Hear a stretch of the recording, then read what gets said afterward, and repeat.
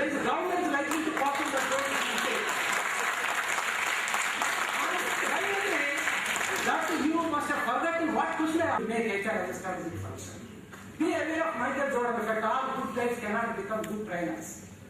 And we make this massive blunder. Then the good physics professor will make you vice chancellor. You will fail utterly. Because administrative skills are different. So that is known as the Michael Jordan effect. That Michael Jordan, who has been a famous basketball player, when they lost their coach, they made him as coach, and he has been miserable. After that, it became known as Jordan effect. So there are a lot of greater principles. All of us, whatever current position we are holding, you should believe we have reached our heights of incompetence. That's why we are in this position. So therefore, you have to make all efforts to develop and train yourself.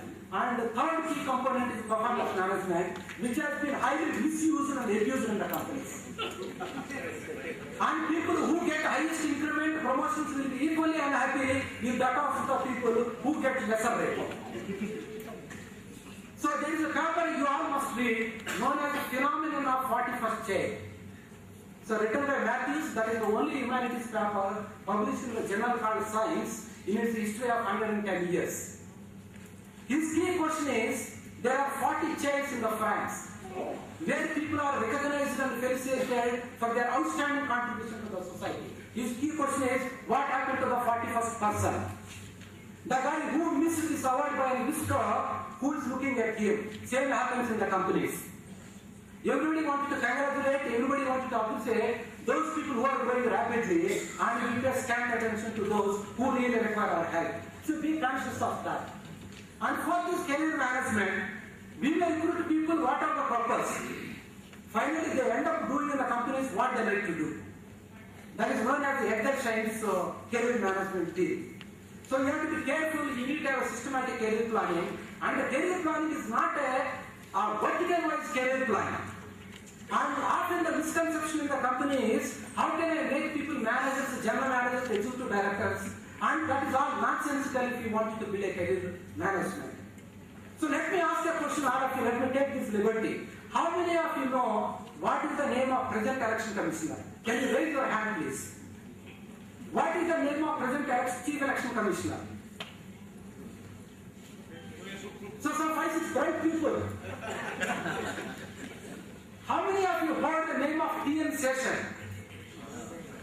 But same constitutional post, everything same. You remember a guy who held that position 2 decades back. You don't remember the guy who is holding it now. So the answer lies there. Don't struggle to become general manager, executive directors and all that. Those are all guys who don't want to work in life have reached there. You want to do something in your life, so please ensure that you acquire skill and you groom your skill, you are updated. If you look at a film called Gladiator, okay, the both people fight and the climax shot. So one guy by name was Maximus, who was a general, became a slave and became a gladiator, and Commodus, who was the emperor. And they both fight, when both died, that Roman soldiers carried the dead body of Maximus. The answer lies here. Please update your skills. Don't bother about titles. There are millions of general managers in the country. There will be more millions, but there are very few good professionals. Try to become a good professional. And fifth is team effectiveness. Try to build teams. There lies the strategic role of HR. And try to have in your team heterogeneity. People who may not agree with you, people who are deviants with you. In fact, through Pearl Harbor experience, that American government has promulgated a guideline that American president need to have 40% of his advisors who are called deviants, who will not agree and raise all the questions. Therefore, president will have 360-degree view of the problem. Therefore, build teams which are heterogeneous.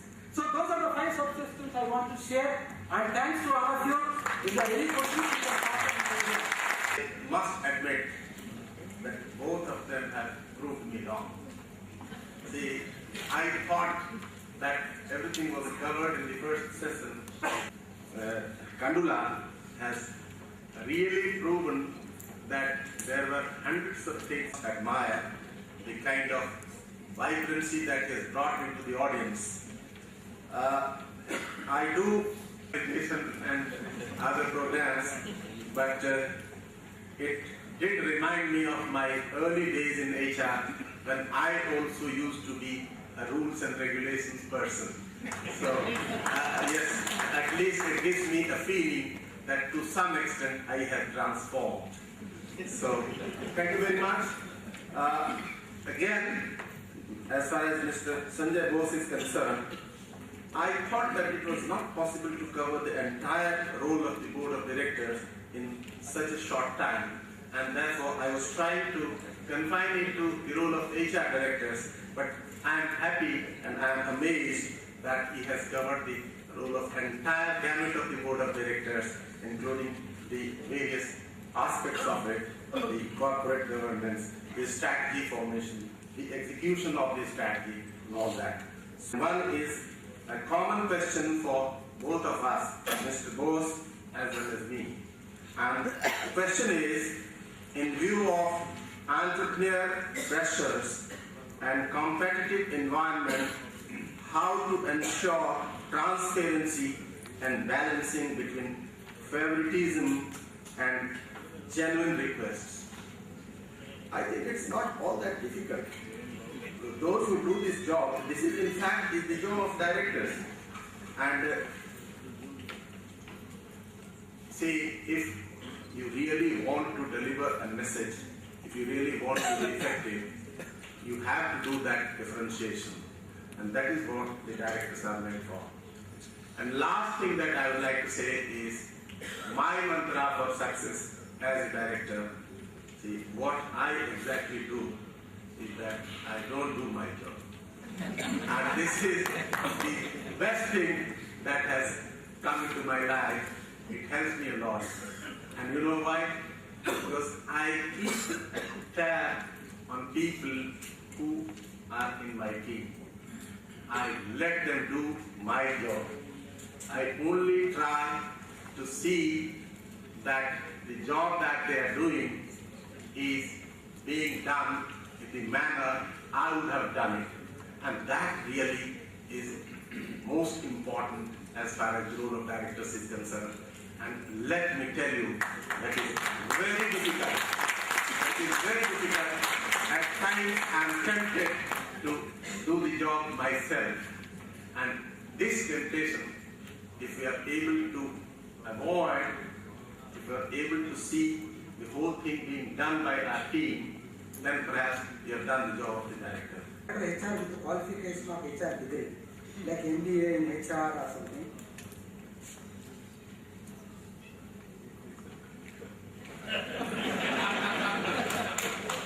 See, Professor Sivaram Krishna, who was my senior, for whom I have high respect, I have come here. If I tell you don't require MBA, he is going to beat me up. But let me tell you the fact that achievement comes out of distinguishing competencies. Dhirubhai Ambani hardly a 10th standard pass, but he set up one of the largest petrochemical complexes in the world. He has played with the Companies Act left and right, where most of the wizards could not understand his voluminous act. There are thousands of crores of real estate business goes on in Visakhapatnam. Have you studied their profile? All of them are undergraduates, 10th standard. All doctors, engineers, architects, consultants go to them, pay all the money and buy the land and apartments. And go to Vizag city, tell that you are not well, you are running little temperature, you want to consult a physician. And the city of Vizag must be having 500 physicians, you will hear only 10 names. If in your society, getting an admission into MBBS and pursuing the post-graduation like MD is so tough, why only 10 out of 500 people are successful? So answer lies somewhere, isn't it? So that is called distinguishing competency. The key competency to become successful as an HR professional, you need to have an attribute called power of socialization. No HR guy will never have formal power within the company. A CEO will have, a CFO will have, a chief operating officer will have. What power a HR director or head of the HR has? It doesn't have, but it has the power of socialization. You should have the capability to play and perform under the power of socialization.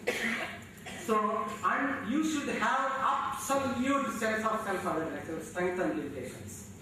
Because you deal with the behaviors of other people, it is better you set your own behavior.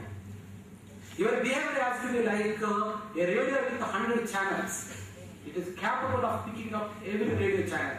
Not a monarch, only one channel, but a beautiful radio doesn't work. So therefore, HR degree is required if you are going to appear for a written examination to become a management trainee. But that is not sufficient for you to be a successful HR person. The second question is, what according to you is the right HR model for manufacturing company? Okay. See, we need to understand that no single model fits. But the closest model that can fit to manufacturing companies, I come across in my experience as a student researcher is something called Toyota model of human resource management. Where all the HR subsystems, processes and culture is completely aligned in a manufacturing setup. I think that is the most appropriate. But while doing so, you have to be very careful and sensitive to your own cultural context.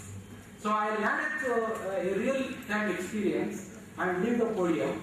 So you know that this advertising company called Rediffusion, based out of Mumbai, that a Saudi-based beauty salon, chain of beauty salons company, that they want to take up Rediffusion to put hoardings in the entire city of Jeddah, publicizing about their beauty salon.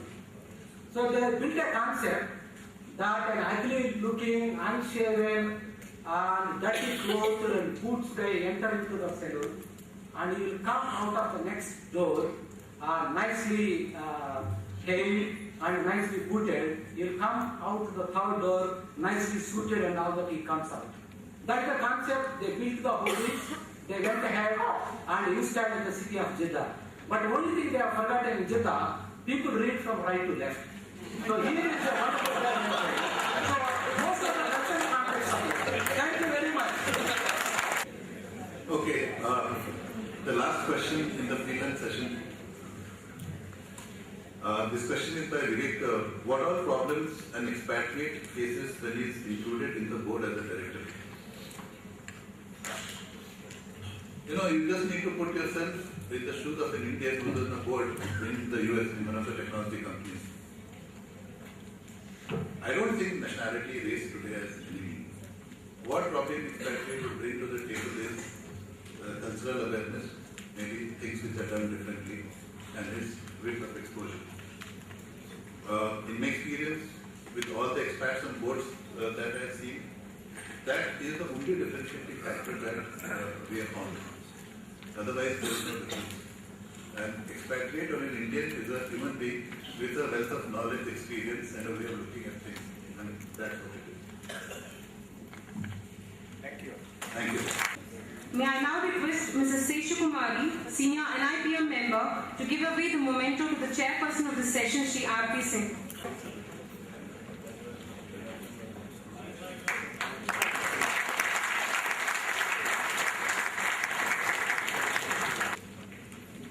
Thank you, ma'am. May I now request Mr. Jivitesh Rath, Senior NIPM member, to give away the memento to the speaker, Shri Sanjay Bose.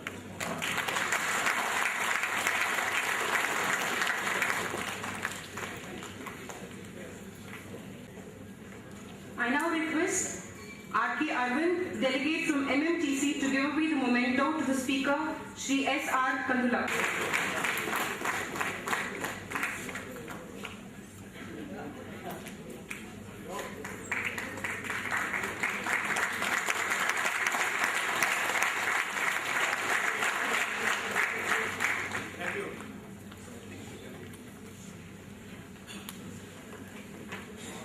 Before we break up for lunch, I will bring to the notice of the audience that the sessions on business strategy and HRM and Shri R. Padmanabhan, Senior Vice President HR LM, Director Thomas Assessments Private Limited, New Delhi, and Shri D. Chandrasekhar Verma, Joint Managing Diversity would be Professor Michael Newt, Professor Geetham Institute of Management, Geetham University, and the speakers would be Shri P. Naresh Kumar, Director People and Culture, Vestas Group, Director HRA Liquid Engineering Limited, Hyderabad.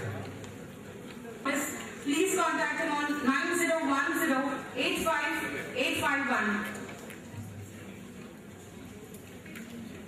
I repeat the number once again, 9010851851. Please reassemble by 2 o'clock at respective auditoriums. Thank you. All the student delegates who registered for the conference are to pick up registered student delegates are to pick up their lunch coupons from the entrance on the right hand side. Thank you.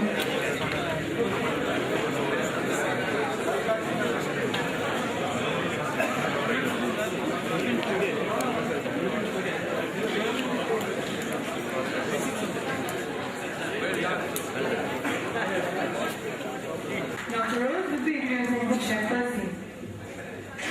Drilling, production and safety profile of Rajahmundry SR ONGC since 2005 and 2006. His versatile leadership and performance has won him maiden. He is considered as the highest excellence award in ONGC. The drilling and the production domains of various sectors of ONGC has witnessed a transformation. He worked in various capacities with the public sector units and private banks. He worked in front office and employees at several management institutions. He earned BCom and BTR degrees. He is a CAIIB. Sri Sundar Rajan is currently the director for Thomas Assessments Private Limited Company. He is also the founding director of the People's Metric, a HR consulting company and marketing research company. He is a successful entrepreneur with 2.5 years of experience.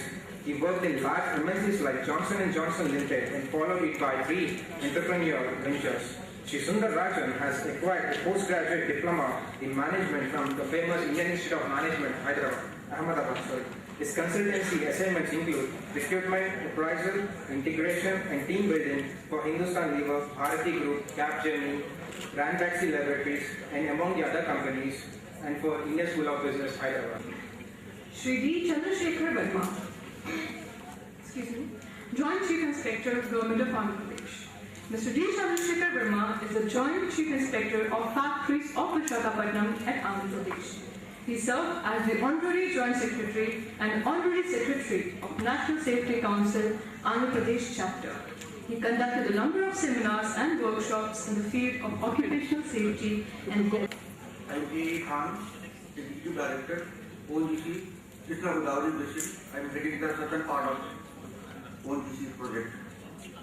I am extremely happy to be here amongst all of you for this session titled Acquisition and Engagements. We have got 3 speakers with us and we have got 1.5 hour time.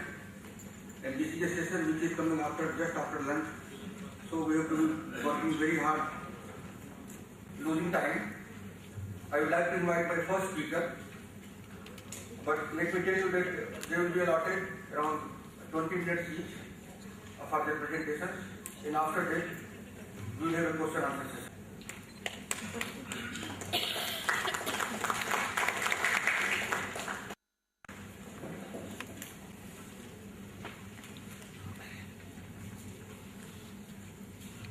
Good afternoon, Mr. Khan, Mr. Sundar Rajan, Mr. Chandrasekhar Verma, and my dear audience before me.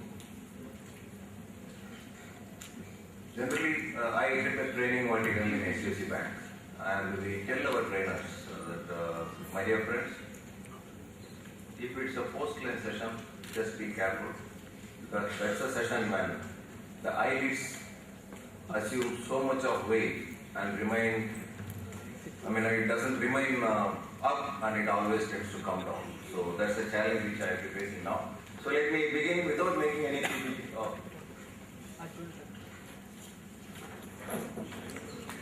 There is some technical problem, so actually my PPT is not there. So without PPT, I will just explaining you some of the concepts which we follow. And from the industry perspective, we have some certain problems which I have brought on the table so that we can deliberate and find out some meaningful solution to it. The topic that has been chosen here for discussion is acquisition and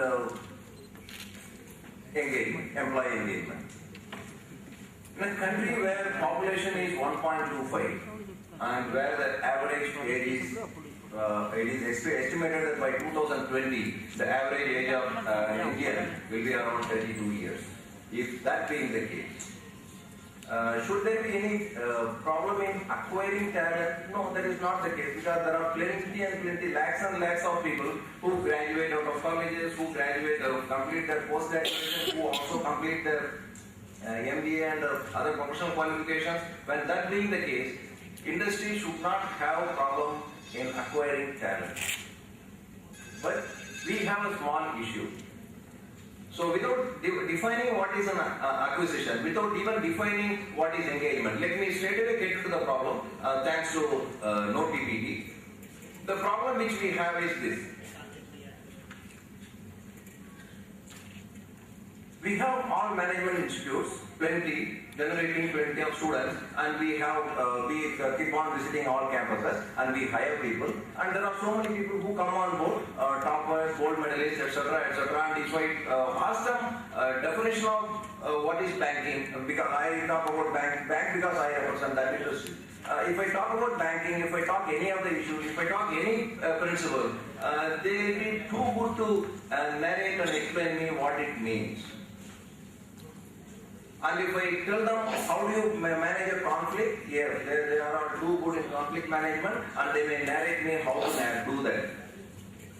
But I will give you one small example. Recently, and not recently, it was an incident which happened last year. We hired a topper from an institute, and we engaged him as a head of the branch, and put him as a branch manager after grooming for some time. And this person, when he hit the floor on the very first day, there was a problem in the branch, and the customers started shouting in the eating, and somehow there we are not able to, manage the situation. So with the result, when we acquire talent, we are not able to acquire a job-ready person. So we invest so much of time in acquiring a person, and also subsequently grow. So that is where our time goes, and that is where our investment goes. If some institute, if the institute both come together and devise some solution for that, industry will be very, very happy. I leave this thought to the audience and also to the panel for further discussion. Next. In fact, in my PPT, I brought some MIS statistics to substantiate certain figures, but I am leaving all those apart. Let me explain the employee engagement aspect. Maybe 20-25 years back, this employee engagement word was not even got coined.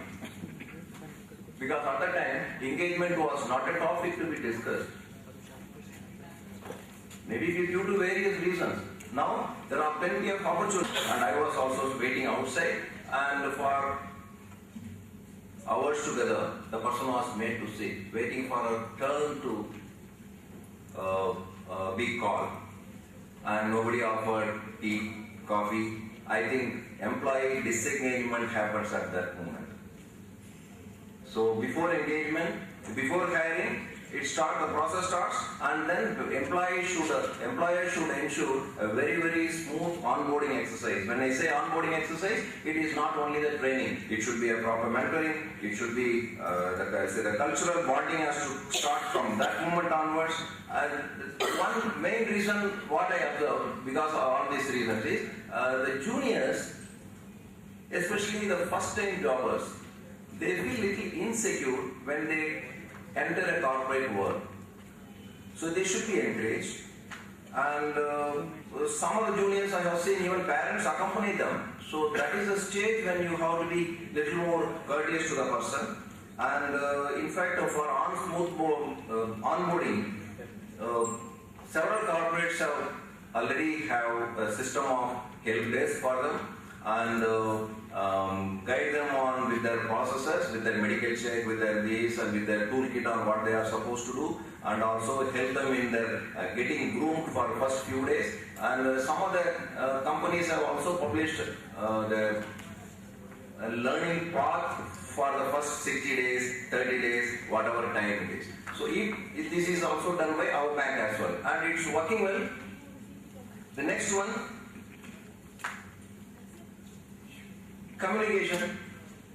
different companies practice different ways of communication. In fact, I came across a news item somewhere that Infosys have started a communication channel, which is by way of their private radio broadcast within the company campus. So I'm yet to see how it works, but I just came across this news. It's a very good way of communication. Of course, we have our own communication ways of informal and formal, and some of the communication some companies have to these juniors and employee level is just forwarding some mail or some communication from the chairman.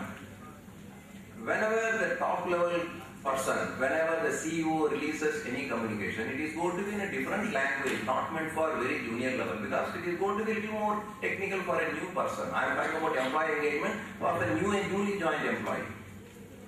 So the best culture which I would recommend here is that instead of simply forwarding it, the corporate world should now filter it and add their own comments, or in an understandable way it should be communicated. So that is what I feel.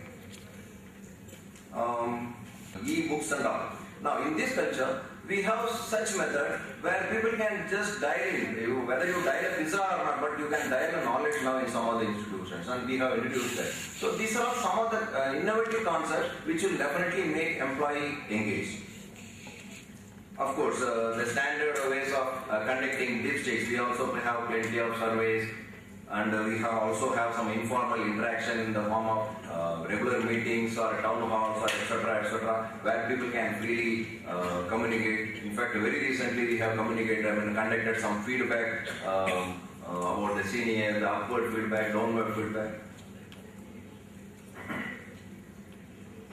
But to sum up, I would like to only emphasize one small aspect. In the entire employee engagement, it is only the leadership quality that matters, and it is not the employee, but it is the employer at the various level who should take care of the employee engagement aspect.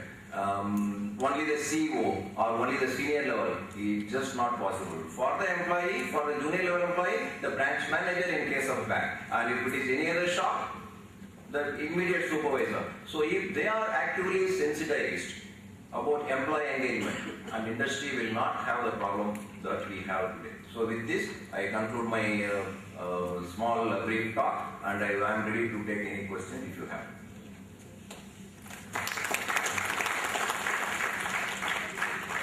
Yeah, thank you.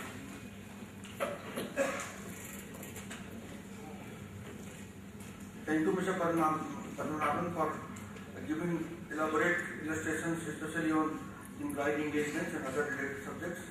Now, our next speaker is Mr. A. Sundarajan, Director, Thomas Assessment Private Limited, New Delhi. Mr. Sundarajan.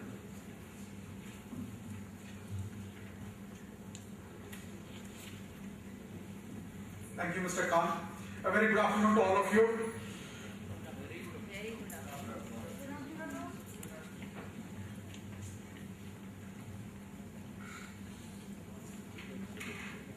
Murphy's laws at work. So I am waiting for something to come in.